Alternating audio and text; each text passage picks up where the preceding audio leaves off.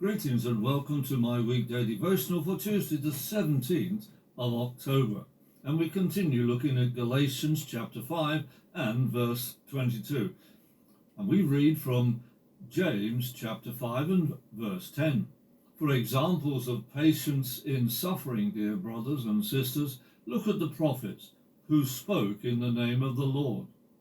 Next we look at Jeremiah. He lived around 626 BC.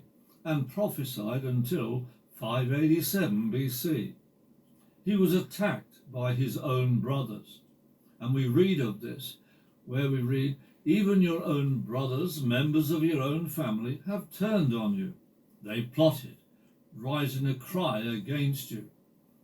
Do not trust them, no matter how pleasantly they speak. And that's Jeremiah chapter 12 and verse 6. Does this happen to us?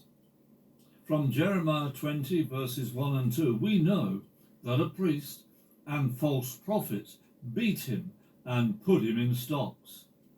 Now Pashur, son of Immer, the priest in charge of the temple of the Lord, heard what Jeremiah was saying. So he arrested Jeremiah the prophet and had him whipped and put in stocks at the Benjamin gate of the Lord's temple. And that's Jeremiah 20 verses 1 and 2. Also the king put him in prison. And this is what we read. They were furious with Jeremiah and had him flogged and in prison in the house of Jonathan the secretary. Jonathan's house had been converted into a prison. Jeremiah was put into a dungeon cell where he remained for many days. And that's Jeremiah 37 and verses 15 and 16. Then he was plunged into a well. And we read this.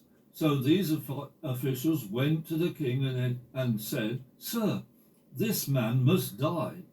This kind of talk will undermine the morale of the few fighting men we have left, as well as that of all the people too. This man is a traitor. So King Zedekiah agreed. All right, he said, do as you like. I will do nothing to stop you.